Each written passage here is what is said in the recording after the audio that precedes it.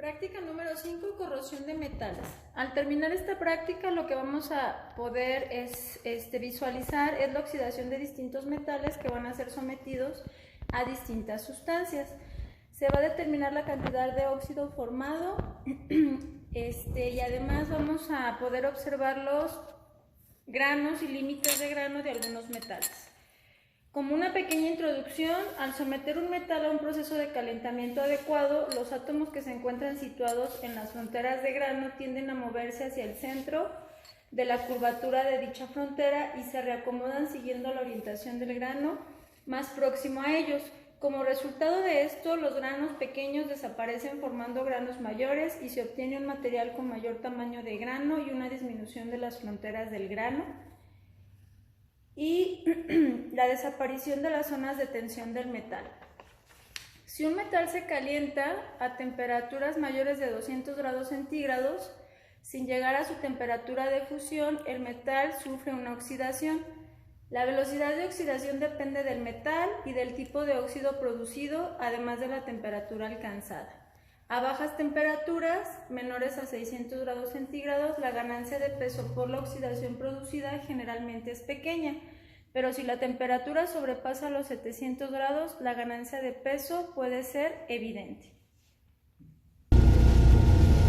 Bueno, ahora tenemos estos fragmentos de cobre que en conjunto tienen un peso de 0.1163 gramos y los vamos a colocar en esta solución de cloruro férrico al 10% y vamos a ver lo que ocurre. Después de eso los vamos a dejar ahí media hora.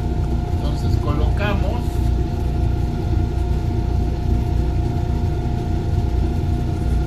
y vemos si hay efervescencia o cambio de color.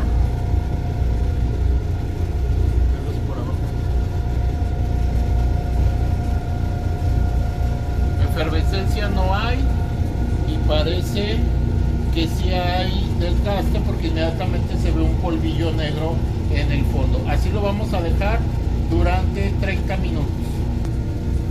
Por otro lado, aquí tenemos otros fragmentos de cobre que tienen un peso de 0.0963 gramos y los vamos a poner en contacto con una solución de cloruro férrico pero al 5% en ácido clorhídrico y vamos a ver qué ocurre.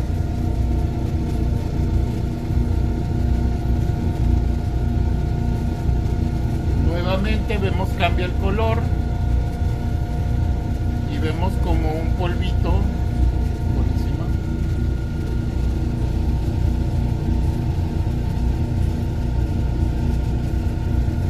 Y lo vamos a dejar durante media hora. Bueno, por otro lado aquí tenemos un fragmento de acero niquelado con un peso de 0.4872 y lo vamos a poner en contacto con ácido clorhídrico al 2%. Lo colocamos, así es como se ve, y lo vamos a dejar durante media hora. Bueno, por otro lado vamos a poner 0.0937 gramos de cobre en contacto ahora con ácido nítrico al 50%.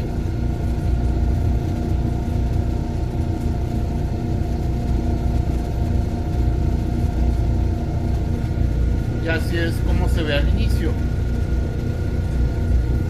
Se presenta efervescencia, lo cual nos quiere decir que hay desprendimiento de hidrógeno. No sé si se alcance a ver.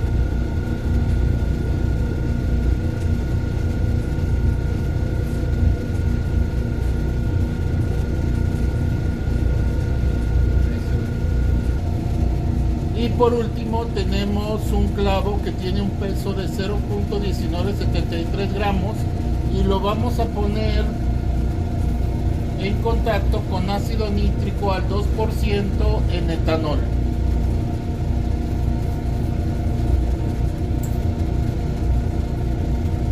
Así es como se ve. No vemos por el momento efervescencia alguna y lo vamos a dejar en reposo durante media hora. En cuanto a la solución anterior donde habíamos colocado el cobre con ácido nítrico al 50%, quiero hacerles notar que se ve un color azul propio del cobre y la efervescencia al fondo. Bueno, en este momento ya todas las soluciones están preparadas y dejamos transcurrir aproximadamente 30 minutos para cada una de ellas y enseguida volvemos con los resultados. Aquí tenemos la solución de cloruro férrico al 10%, donde habíamos puesto los alambres de cobre. No sé si los alcancen a ver en la parte de abajo. Unos ya desaparecieron por completo y solamente nos quedan estos. Entonces lo que vamos a hacer es que los vamos a sacar, los vamos a enjuagar y los vamos a volver a pesar para ver cuánto fue el peso que se perdió. Por otro lado, tenemos esta otra solución de cloruro férrico, pero al 5%.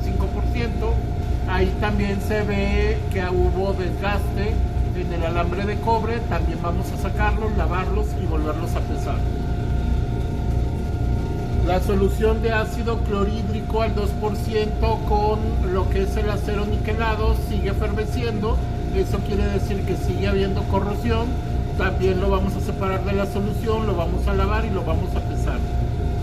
La quinta solución, que era con ácido nítrico al 50% y en la cual habíamos colocado cobre, todo el cobre desapareció.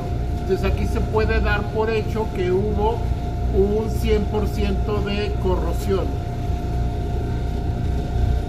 Y en la solución de ácido nítrico al 2% en etanol, vemos que la solución se ha tornado un poco amarillenta.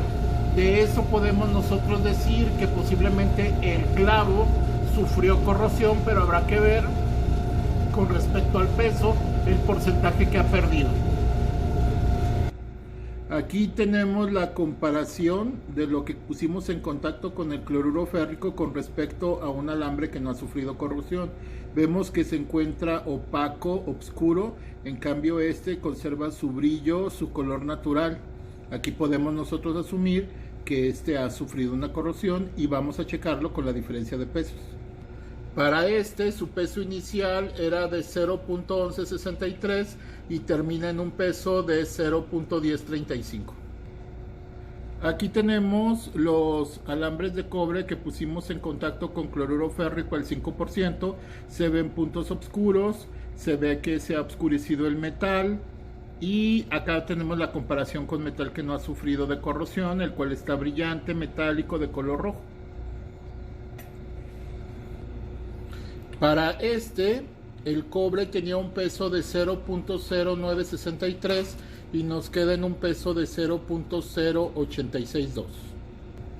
Bueno, aquí tenemos el acero niquelado que estuvo en una solución de ácido clorhídrico al 2%.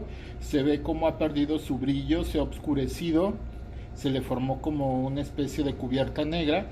Y lo comparamos contra el acero niquelado sin haber sufrido corrosión, el cual todavía conserva su brillo y su color característico, que es un gris plateado. Para el acero niquelado tenía un peso inicial de 0.4872 y nos ha quedado en un peso final de 0.4851. Aquí tenemos el hierro que pusimos en ácido nítrico al 2% en etanol.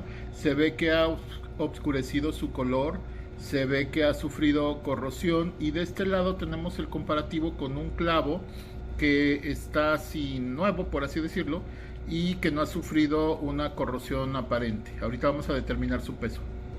Aquí tenemos que el hierro inicialmente tenía un peso de 0.1973 y nos queda en un peso de 0.1885 gramos.